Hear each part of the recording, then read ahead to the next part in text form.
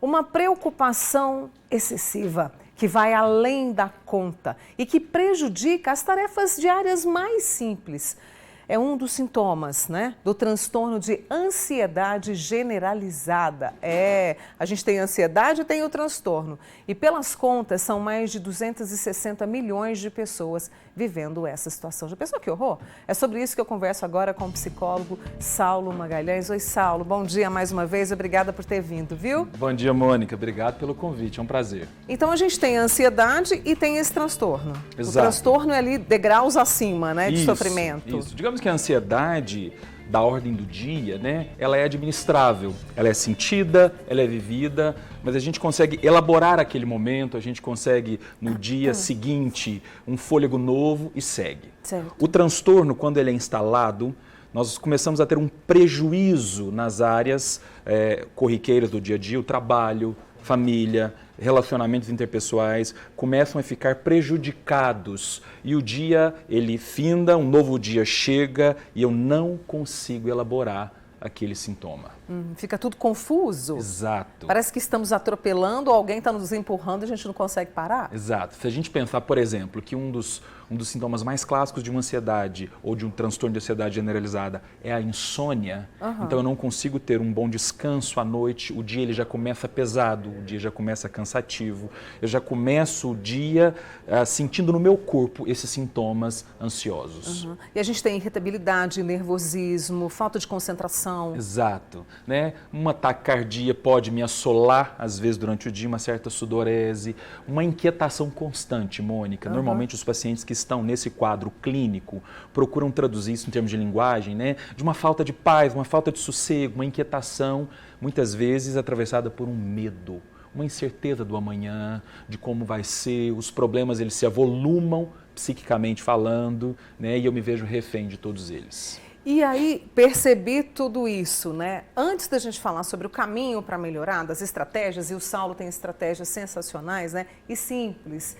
Por que isso está acontecendo? Eu te confesso que quando eu vi o número de pessoas que são alvo desse transtorno, eu fiquei apavorada, porque é muita gente. O que está acontecendo? Sim, Isso são números de antes ou são de agora?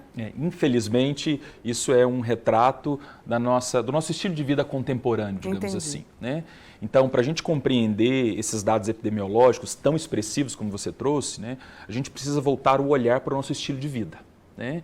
Então, se a gente pensa que no século XXI o imediatismo e a aceleração são duas características que nos marcam enquanto sociedade. Tudo para ontem, né, prazos inesgotáveis, metas muitas vezes que nunca são batidas em todos os sentidos. Sentido de ser feliz, performance no trabalho, né, as nossas comparações constantes, inclusive com excesso de redes sociais, enfim. Essa hiperestimulação vai nos desafiando emocionalmente. Faz o seguinte, participe conosco, 99897.000 é o nosso WhatsApp, você participa, mande a sua pergunta e também lá no @Manhã Total, comente lá conosco. E o transtorno, qualquer idade ele pode vir? Qualquer idade. A literatura tem apontado, inclusive, né, crianças na primeira infância, que a gente fala aí, né, de 0 a 3 anos de idade, dependendo da condição do ambiente, né, do estímulo, ou da ausência desse estímulo, né, nós temos sim uma condição clínica instalada ali. Né? Então, criança, adolescentes, adulto, idosos, né, infelizmente é um tipo de transtorno que, digamos assim, ele não escolhe idade. Né? Ele traduz muito até a nossa falência existencial diante do mundo contemporâneo.